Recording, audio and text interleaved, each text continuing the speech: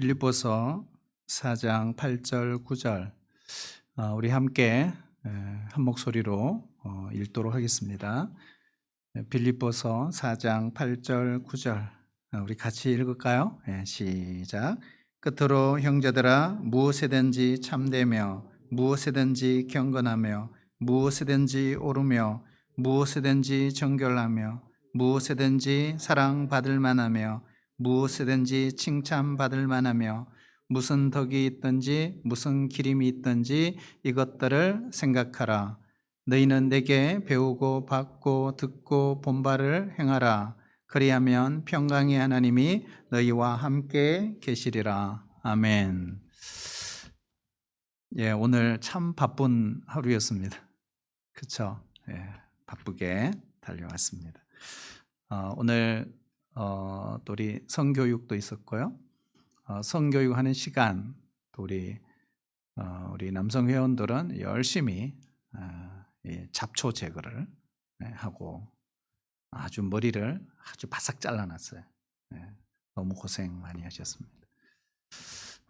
그래서 많은 요청이 있었습니다. 저녁 예배 좀 빨리 끝냈으면 좋겠다고, 너무 피곤하다고. 하여튼 피곤한 몸을 이끌고 오신 여러분을 진심으로 환영하고 정말 잘 오셨습니다.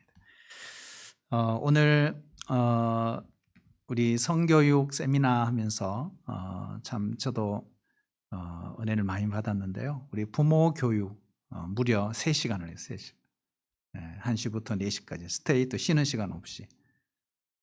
근데 전혀 지루하지 않았어요. 3시간이 어떻게 갈지 모를 정도로. 그러면서 참 아쉬움이 많았어요. 저런 내용을 좀 빨리 알았으면, 일찍 알았더라면 얼마나 좋았을까. 그런 아쉬움이 참 많았습니다. 그리고 또 하나 느낀 게, 우리 다음 세대들은 전사로 만들지 않으면 힘들겠다 이런 생각을 했어요. 그러니까 다음 세대들이 전사가 돼야 된다. 그렇지 않으면 이 세상 속에 휘말려 버리는 거예요.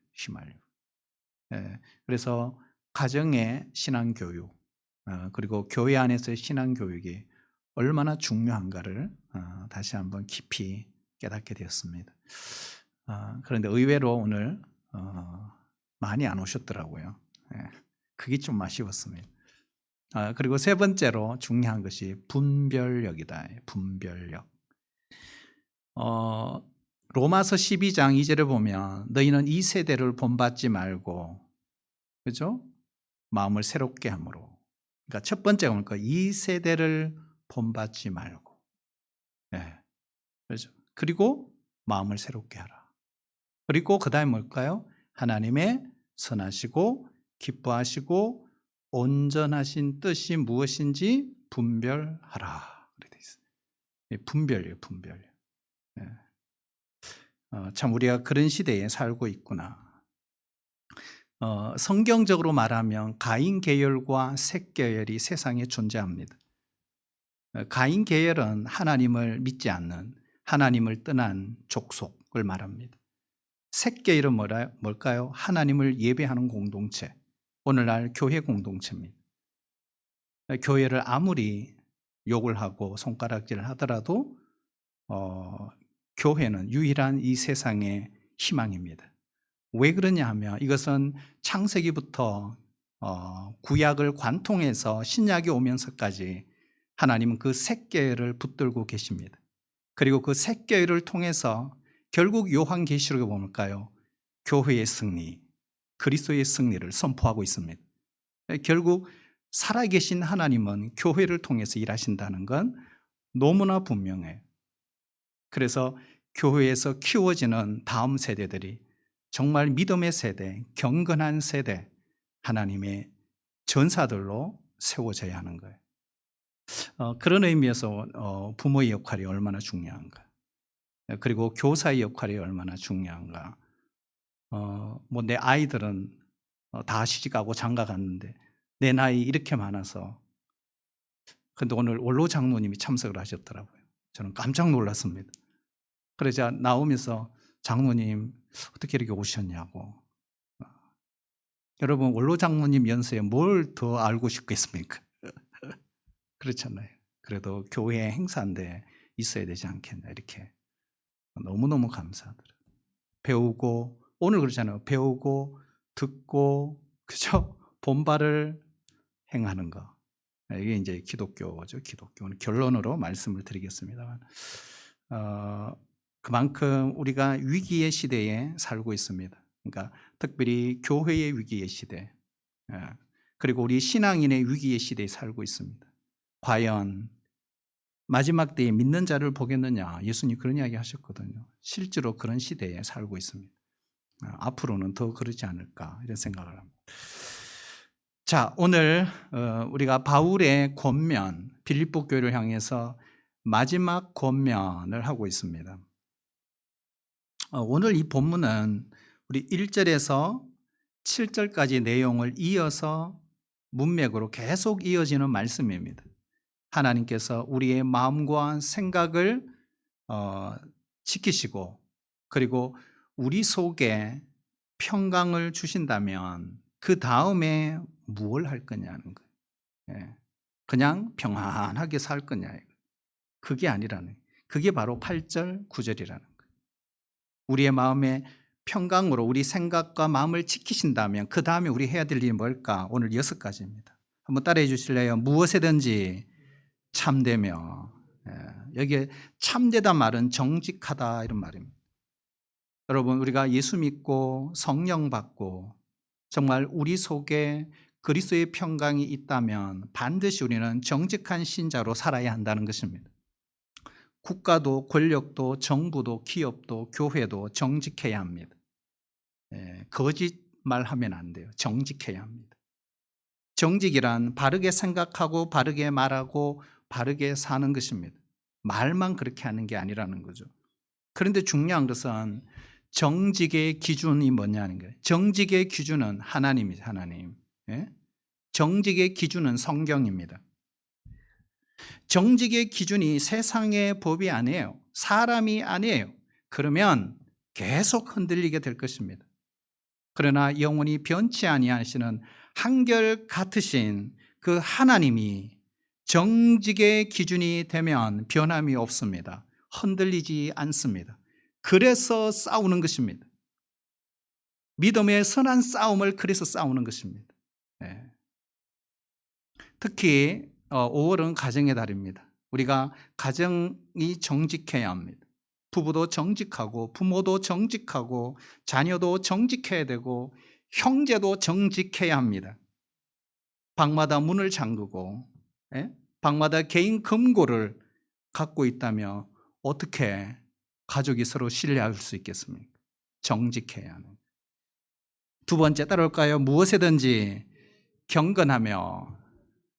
자, 하나님의 평강이 우리의 마음과 생각을 지키신다면 우리의 마음속에 뭘로 채워야 되나? 경건으로 채우라 이 말이에요. 사람들은 마음속을 볼 수 없습니다. 그래서 쉽게 마음으로 죄를 짓습니다. 마음으로 사람들이 볼 수 없기 때문에 마음으로 어떤 생각을 해도 괜찮다라고 생각을 해요. 아니, 그건 죄입니다, 여러분. 죄. 그거 아셔야 돼요. 그러나 기억해야 됩니다. 마음에 품는 그 생각이 결국 열매를 맺게 된다. 우리가 고상한 것, 거룩한 것, 경건한 것, 아름다운 것을 품으면 반드시 그 열매를 맺지만 반대로 추하고 수치스러운 육신을 따라 살게 되고 그것을 생각하며 반드시 나쁜 열매를 맺게 되어 있습니다. 그 다음에 세 번째 한번 따라올까요? 무엇이든지 오르며. 자, 무엇이든지 오르며. 자, 여기에 옳다 이 말은 의롭다 이런 뜻인데요. 이것은 두 가지입니다. 하나님과의 관계에서도 의로워야 되고 사람과의 관계에서도 의로워야 합니다. 우리 곁에 있는 한 사람 한 사람 아무렇게나 만날 사람들이 결코 아닙니다. 우리 동부교회 안에서만 보고 이 땅에서만 보고 끝날 사람들이 아니에요. 내 생에 영원한 하나님 나라까지 갈 사람, 소중한 사람들입니다. 그 사람 안 보면 그만이지. 여러분 결코 그래서는 안 됩니다. 예. 우리는 하나님 앞에서 사람 앞에서 바르고 의로운 관계를 맺고 사셔야 합니다. 자, 세 번째 따라볼까요? 무엇이든지 정결하며 몇 번째죠? 네 번째입니다, 여러분. 네 번째. 잘 따라오시길 바랍니다. 예, 무엇이든지 정결하며 이렇게 돼 있어요. 사실 우리 사회를 보면 우리를 죄로 이끌어가는 그런 구조로 돼 있어요. 이 세상이 죄로 이끌어가는 구조로 돼 있습니다. 특별히 음란과 쾌락으로 우리를 이끌어가고 있는 그런 구조들이 너무나 많이 있다는 거예요. 뭐 우리가 쉽게 방송을 봐도 어른들이 어린 아이에게 못된 짓을 하고 이런 일들이 많잖아요. 그러나 우리는 그때 어떻게 해요? 이 죽일 놈, 무기징역이야 너는. 그런 말도 나올 수 있지만 단순히 과연 그 사람들만의 문제일까? 저는 그렇게 생각하지 않습니다. 우리 사회 전반의 문화, 교육, 그리고 음란을 부추기는 것이 일반화되었습니다. 요즘 우리 누구나 갖고 있는 게 뭐예요? 이게 뭐죠? 이게 뭐예요? 휴대폰. 예. 요즘 세대들은 태어나면서 이걸 들고 태어난다 그러잖아요. 엄마 뱃속에서 이걸 들고 이렇게. 그만큼 아이들이 어릴 때부터 너무 익숙한 거예요. 사실은 그거 하면 안 되거든요, 아이들한테. 근데 이걸 다 줘요, 그냥. 다 줘요, 자유롭게. 그러다 보니까 어릴 때부터 눈으로 보는 것들이 이거 인풋이 되는 거예요. 예. 이 보는 것들이 다 이게 저장이 돼, 뇌에 저장이 되는 거예요. 여러분, 인풋이 되니까 그런 생각을 하고 그런 행동을 하고 그러한 말을 하는 거예요. 우리가 인풋이 안 됐는데 아웃풋이 나올 수가 없어요. 아무것도 없는데 어떻게 그런 행동을 해요? 그래서 보는 것이 중요한 거예요. 보는 것. 그렇잖아요. 듣는 것이 중요한. 맨날 듣고 보고 그게 들어가 있으니까 그런 행동을 하는 겁니다. 우리가 인터넷 열기만 하면 그렇잖아요. 음행을 부추기는 장면들, 글이 얼마나 많습니까? 그래서 어쩌면 우리 사회는 이 음행에 대해서 굉장히 관대합니다. 성도들이 흘러보내는 이 거룩, 그리고 정결한 물이 아니고는 결코 세상을 치유할 수 있는 방법은 없다는 사실입니다. 우리 한 사람이 중요해요. 한 사람이 정말 문제가 되어서 어쩌면 우리 이 세상을 병들게 하고 있는지도 모릅니다. 주님이 우리를 지켜주시고 우리 마음속에 평강과 좋은 생각을 주셨다면 우리는 어떻게 살아야 될까요? 죄로부터 거룩하게 구별된 행동, 구별된 말, 오염되지 않고 깨끗한 정결한 마음으로 살아가야 합니다. 그것이 뭐예요? 무엇이든지 정결하며 전사의 길을 우리는 가고 있는 거예요. 자, 우리 5번 따라올까요? 무엇이든지 사랑할 만하며 무엇이든지 칭찬받을 만하며. 자, 여기 보면 사랑받을 만하며 칭찬받을 만하며 이런 뜻이잖아요. 이걸 이제 요즘 말로 말하면 적극적으로 추천할 수 있는 신뢰할 만한 사람이 되라, 이런 뜻이라는 거예요. 우리는 사랑스럽지 않는 사람도 사랑해야 합니다. 누구 때문에? 예수님 때문에. 우리는 예수님 때문에 미운 사람도 사랑해야 합니다. 우리의 본성, 우리의 기질대로 살면 안 돼요. 우리의 본성대로라면, 우리의 기질대로라면 그렇게 할 수 없죠. 우리가 가까이서 어려운 사람도 사랑해야 합니다. 근데 정말 감사한 것은 진짜 사랑스러운 사람을 만날 때가 있어요. 그때는 행복해요, 목회가. 그래서 하나님께서 때로는 한 번씩 보너스로 그런 사람 만나게 하시는 것 같아요. 정말 변화된 사람, 그리스도 안에서 정말 사랑받기에 충분한, 칭찬받기에 충분한 사람들을 만나는 경험을 때로는 주실 때가 있습니다. 왜 그게 감격이냐? 사람은 즐겨요. 즐기는 게, 여러분 고기 질긴 거 아시죠? 소화가 잘 안 돼요. 씹는 것도 어려워. 사람도 마찬가지입니다.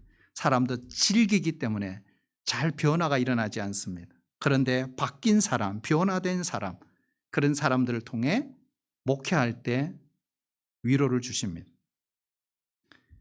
사람이 변화되면 똑같은 사람인데 그 사람이 얼마나 사랑스러운지 몰라요. 네, 봐도 사랑스럽고 움직여도 사랑스럽고 행동 하나 모든 게 사랑스럽습니다. 직업도 집도 성격도 외모도 모든 것이 예전 그대로인데 어느 날부터인가 사랑스러운 거예요. 왜 그럴까요? 바로 내면의 변화가 일어났기 때문에.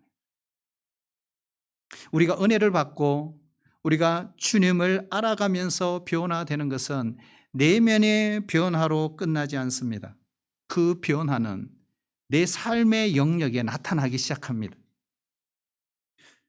우리나라는요, 우리나라 좋은 나라입니까? 어떠세요, 여러분? 우리나라 좋은 나라라고 생각하세요? 헬조선이라고 생각하세요? 저는 개인적으로 정말 좋은 나라라고 생각합니다. 우리나라 좋은 나라. 정말 살만한 세상, 저는 우리나라라고 생각합니다. 그럼에도 불구하고 불평, 원망, 미움, 경쟁, 시기, 질투가 얼마나 가득한지 몰라요.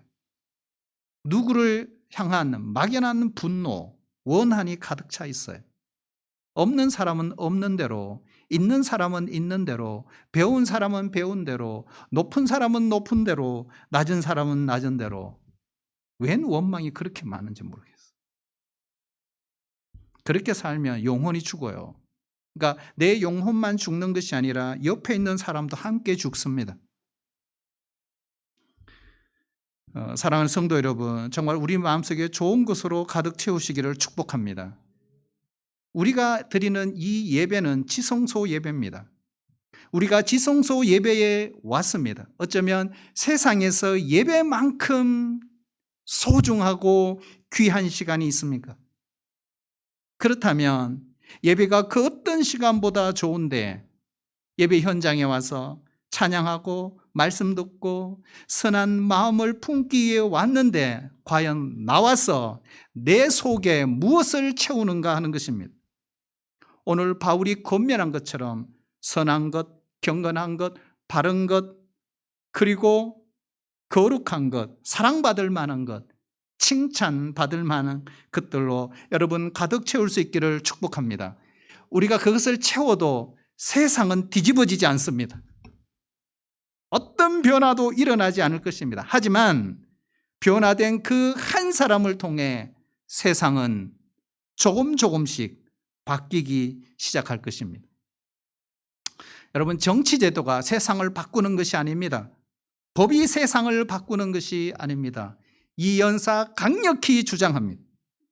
예수님을 만난 그 한 사람, 변화를 경험한 그 한 사람, 바로 그 예배자가 세상을 바꿀 것입니다.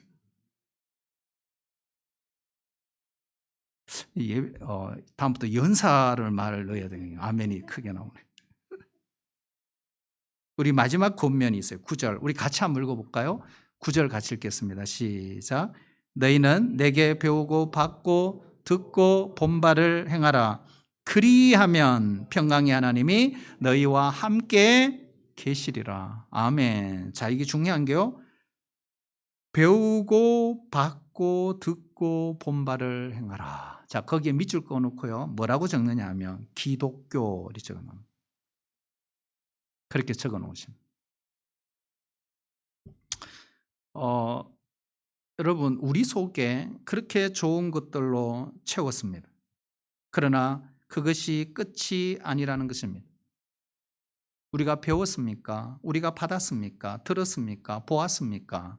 그렇다면 행하라. 이것이 기독교라는 거예요. 여러분, 내가 아무리 아름답고 내가 아무리 고상하게 찬양을 하고 손을 높여 눈물 흘리며 손뼉 치고 내 마음으로 아멘 동의하더라도 그것이 끝이 아니라는 거예요. 동의했다면 행함으로 살아내라. 내 삶의 자리에서 그걸 증명해내라. 기독교 역사 2000년, 구약까지 다 해서 6000년의 역사는 교회라는 공동체는 항상 역사 속에 산 속에 있었던 적이 없습니다. 언제나 사람들 삶의 한가운데 있었습니다. 그래서 신자의 삶, 교회의 행함이 없으면 그거는 기독교가 아닙니다. 신자가 아닙니다. 행함은 기독교의 생명과 같습니다. 마음에 동의하고 머리로 동의하고 내가 입술로 찬성했습니까? 그 끝나는 거 기독교가 아니에요. 우리의 손과 발이 움직여야 합니다. 우리의 신앙 고백이 훌륭해요. 대단합니다. 하지만 삶이 형편없다. 아니면 내가 신앙적으로 동의했어요.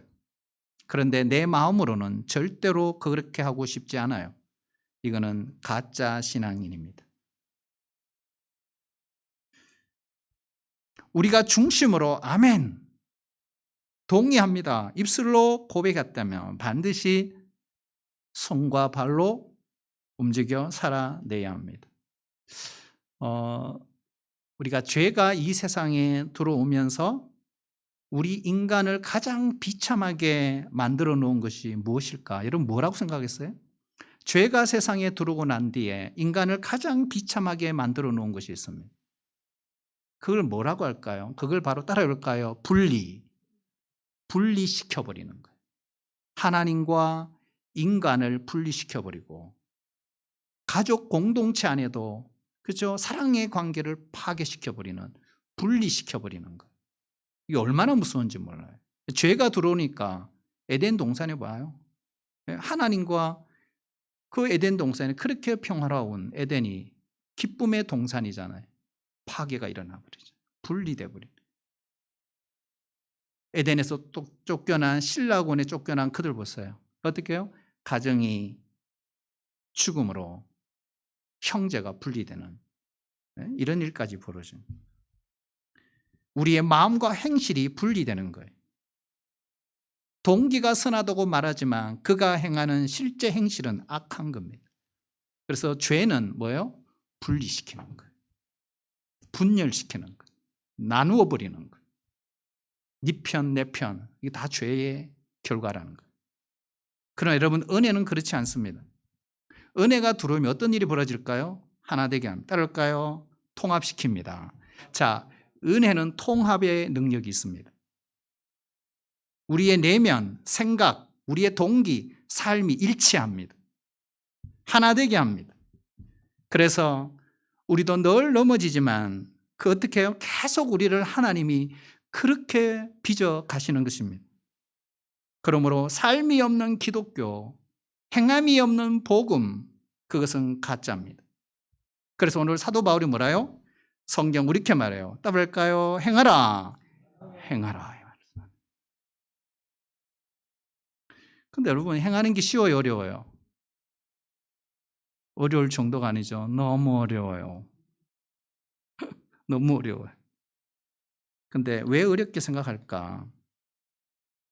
어렵게 생각하는 이유가 있다고 저는 생각합니다. 왜 그러냐면 이거죠. 하나님이 뭘 행하라고 했을 때 우리를 보고 아프리카로 가라 이렇게 말씀하시는 게 아니잖아요.